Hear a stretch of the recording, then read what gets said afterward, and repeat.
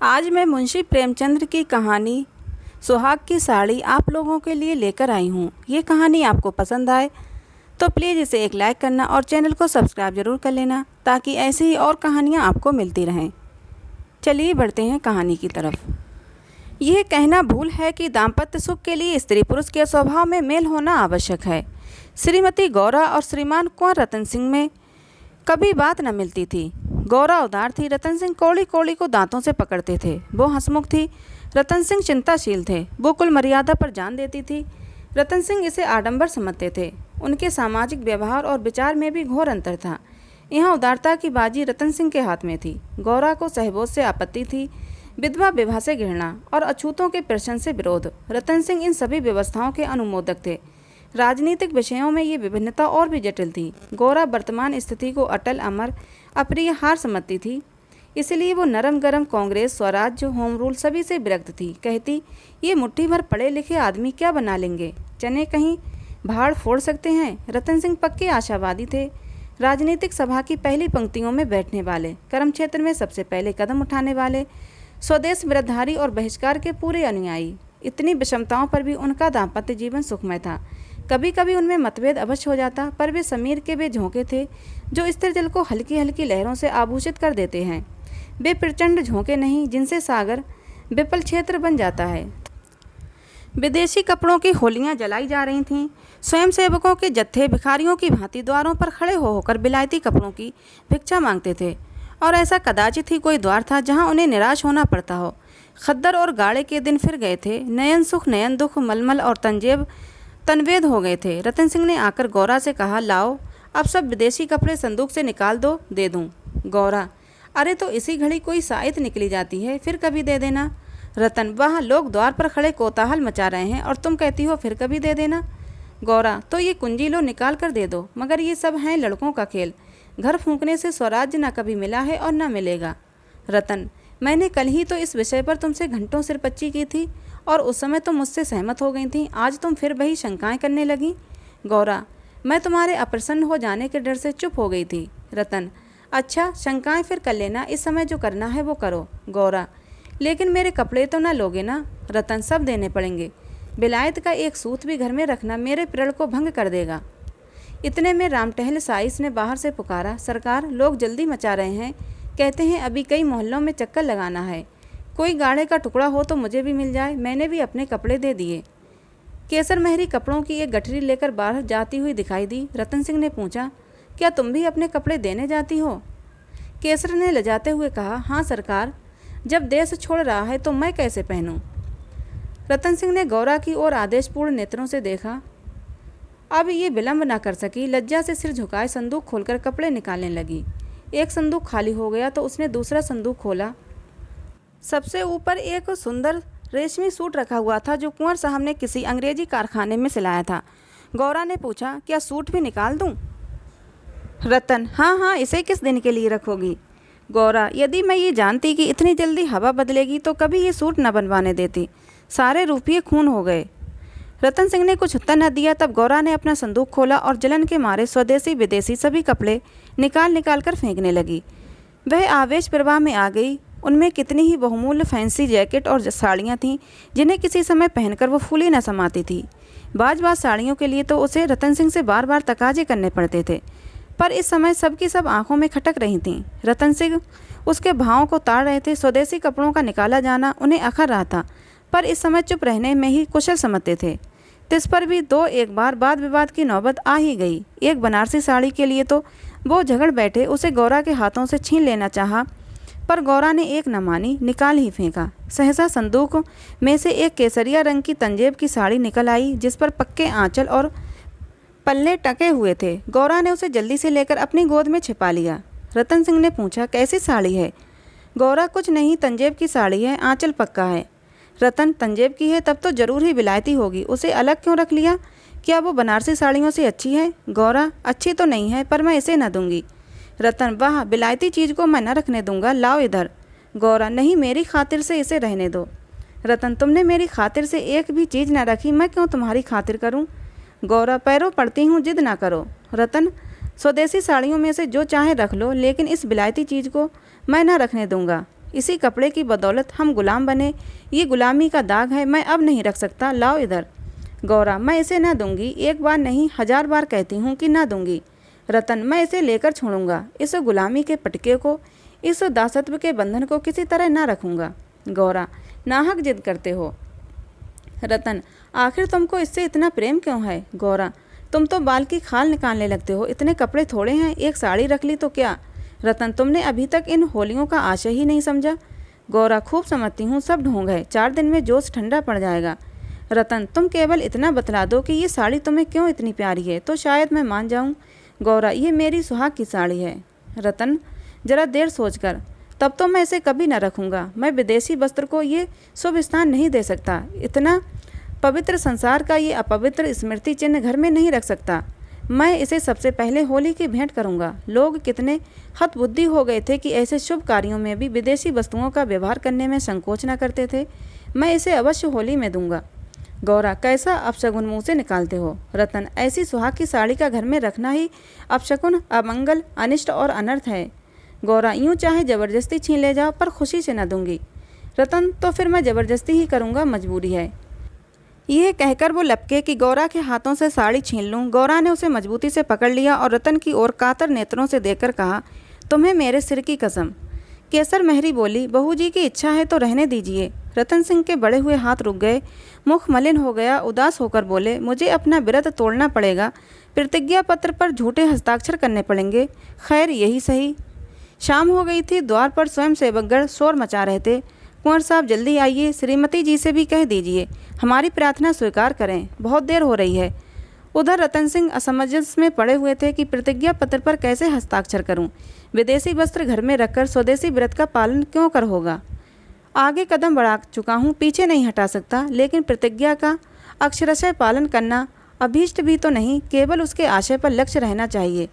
इस विचार से मुझे प्रतिज्ञा पत्र पर हस्ताक्षर करने का पूरा अधिकार है।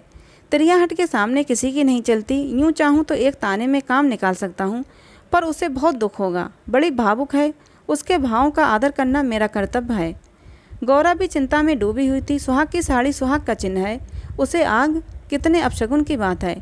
ये कभी कभी बालकों की भांति जिद करने लगते हैं, अपनी धुन में किसी की सुनते नहीं, बिगड़ते हैं तो मानो मुँह ही नहीं सीधा होता। लेकिन वे बेचारे भी तो अपने सिद्धांतों से मजबूर हैं, झूठ से उन्हें घृणा है।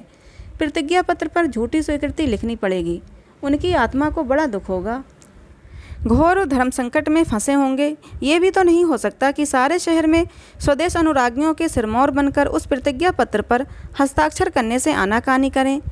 कहीं मुंह दिखाने को जगह न रहेगी, लोग समझेंगे बना हुआ है, पर शकुन की चीज़ कैसे दे दूँ। इतने में उसने राम टहल साइस को सिर पर कपड़ों का गट्ठा लिए बाहर जाते देखा। केसर मेहरी भी एक गट्ठर सिर पर रखे हुए थी। पीछे पीछे रतन सिंह हाथ में प्रतिज्ञा पत्र लिए जा रहे थे। उनके चेहरे पर गिलानी की झलक थी, जैसे कोई सच्चा आदमी झूठी गवाही देने जा रहा हो। गौरा को देखकर उन्होंने आंखें फेर लीं और चाहा कि उसकी निगाह बचाकर निकल जाऊं। गौरा को ऐसा जान पड़ा कि उनकी आंखें डबडबाई हुई हैं। वो राह रोककर बोली, जरा सुनते जाओ। रतन, जाने दो, दिख ना करो, लोग बाहर खड़े हैं। उन्होंने चाहा कि पत्र को छुपा लूं, पर गौरा ने उसे उनके हाथों से छीन लिया। उसे गौर से पढ़ा और एक क्षण चिंतामग्न रहने के बाद बोली, वो साड़ी भी लेते जाओ। रतन, नहीं, रहने दो, अब तो मैंने झूठ लिख ही दिया। गौरा, मैं क्या जानती थी कि तुम ऐसी कड़ी प्रतिज्ञा कर रहे हो। रतन, ये तो मैं तुमसे पहले कह चुका था। गौरा, मेरी भूल थी, क्षमा कर दो और इसे लेते जाओ। रतन, जब तुम इसे देना अशकुन समझती हो तो रहने दो, तुम्हारी खातिर थोड़ा सा झूठ बोलने में मुझे कोई आपत्ति नहीं है। गौरा, नहीं, लेते जाओ, अमंगल के भय से तुम्हारी आत्मा का हनन नहीं करना चाहती। ये कहकर उसने अपनी सुहाग की साड़ी उठाकर पति के हाथों में रख दी। रतन ने देखा गौरा के चेहरे पर एक रंग आता है, एक रंग जाता है, जैसे कोई रोगी अंतरस्थ विषम वेदना को दबाने की चेष्टा कर रहा हो। उन्हें अपनी अहृदयता पर लज्जा आई। हाँ, केवल अपने सिद्धांत की रक्षा के लिए, अपनी आत्मा के सम्मान के लिए मैं इस देवी के भावों का वध कर रहा हूँ। ये अत्याचार है। साड़ी गौरा को देकर बोले, तुम इसे रख लो, मैं प्रतिज्ञा पत्र को फाड़े डालता हूँ। गौरा ने दृढ़ता से कहा, तुम ना ले जाओगे तो मैं खुद जाकर दे आऊँगी। रतन सिंह विवश हो गए, साड़ी ली और बाहर चले गए। उसी दिन से गौरा के हृदय पर एक बोझ सा रहने लगा। वो दिल बहलाने के लिए नाना उपाय करती, जलसों में भाग लेती, सैर करने जाती, मनोरंजक पुस्तकें पढ़ती, यहाँ तक कि कई बार नियम के विरुद्ध थिएटरों में भी गई। किसी प्रकार अमंगल कल्पना को शांत करना चाहती थी, पर यह आशंका एक मेघमंडल की भांति उसके हृदय पर छाई रहती थी।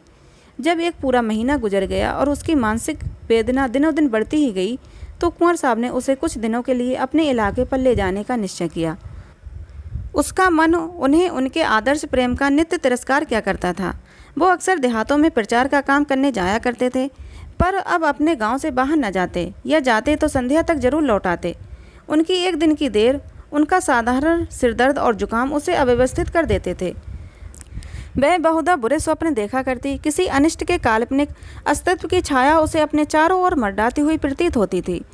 वो तो देहात में पड़ी हुई आशंकाओं की कठपुतली बनी हुई थी। इधर उसकी सुहाग की साड़ी स्वदेश प्रेम की वेदी पर भस्म होकर श्रद्धि प्रदायनी भभूत बनी हुई थी। दूसरे महीने के अंत में रतन सिंह उसे लेकर लौट आए। गौरा को वापस आए 3-4 दिन हो चुके थे, पर असबाब के संभालने और नियत स्थान पर रखने में वो इतनी व्यस्त रही कि घर से बाहर न निकल सकी थी। कारण ये था कि केसर महरी उसके जाने के दूसरे ही दिन छोड़कर चली गई थी, और अभी इतनी चतुर दूसरी महरी मिली न थी। कुंवर साहब का साइस राम टहल भी छोड़ गया था। बेचारे कोचवान को ही साइस का भी काम करना पड़ता था। संध्या का समय था। गौरा बरामदे में बैठी आकाश की ओर एकटक होकर ताक रही थी। चिंताग्रस्त प्राणियों का एकमात्र यही अवलंब है। सहसा रतन सिंह ने आकर कहा, चलो आज तुम्हें स्वदेशी बाजार की सैर करा लावें।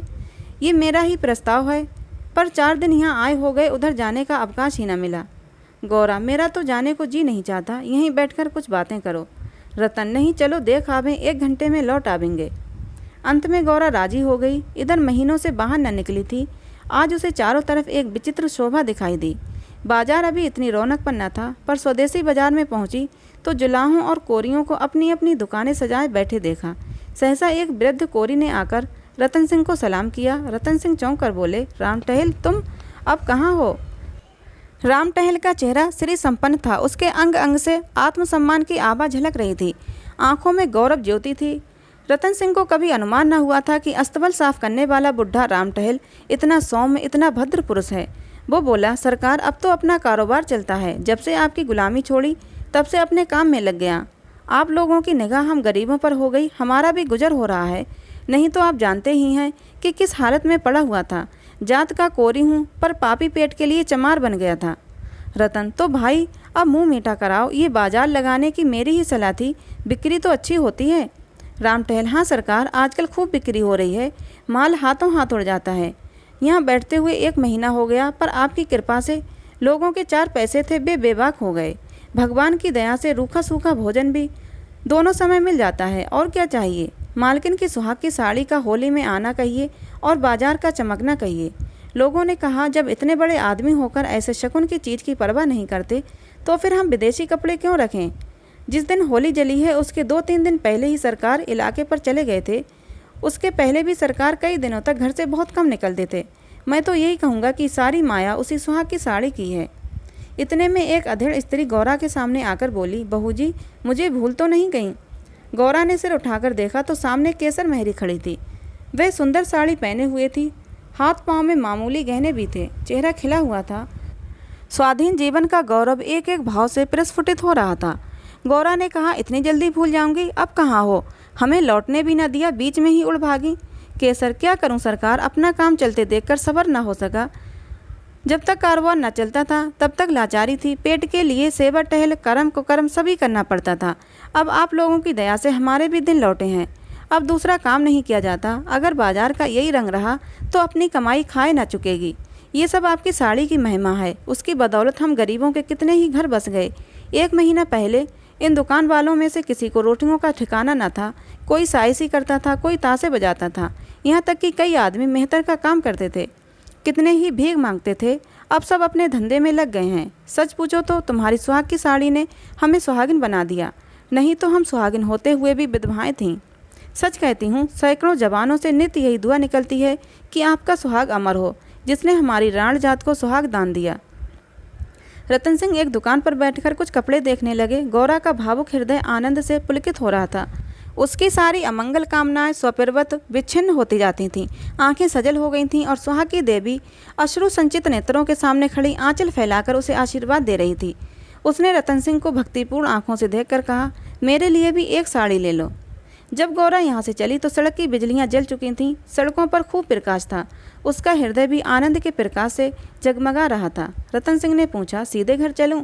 गौरा, नहीं, छावनी की तरफ होते चलो। रतन, बाजार खूब सजा हुआ था। गौरा, ये ज़मीन लेकर एक स्थायी बाजार बनवा दो, स्वदेशी कपड़ों की दुकानें हों और किसी से किराया न लिया जाए। रतन, बहुत खर्चा पड़ेगा। गौरा, मकान बेच दो, रुपये ही रुपये हो जाएंगे। रतन, और रहें पेड़ तले? गौरा, नहीं, गांव वाले मकान में। रतन, सोचूंगा। गौरा, जरा देर में इलाके भर में खूब कपास की खेती कराओ, जो कपास बोए उसकी बेगार माफ़ कर दो। रतन, हाँ, तदबीर अच्छी है, दूनी उपज हो जाएगी। गौरा, कुछ देर सोचने के बाद, लकड़ी बिना दाम दो तो कैसा हो? जो चाहे चरखे बनवाने के लिए काट ले जाए। रतन, लूट मच जाएगी। गौरा, ऐसी बेईमानी कोई ना करेगा। जब उसने गाड़ी से उतरकर घर में कदम रखा तो चित्त शुभ कल्पनाओं से प्रफुल्लित हो रहा था, मानो कोई बछड़ा खूंटे से छूटकर किलोले मार रहा हो। तो दोस्तों, मुंशी प्रेमचंद्र की ये कहानी सुहाग की साड़ी आपको कैसी लगी कमेंट करके ज़रूर बताना। अच्छी लगी हो तो प्लीज़ हमारे चैनल को सब्सक्राइब करना बिल्कुल मत भूलना, जिससे कि ऐसी ही और कहानियाँ आपको मिलती रहें। मिलते हैं अगली किसी नई कहानी में।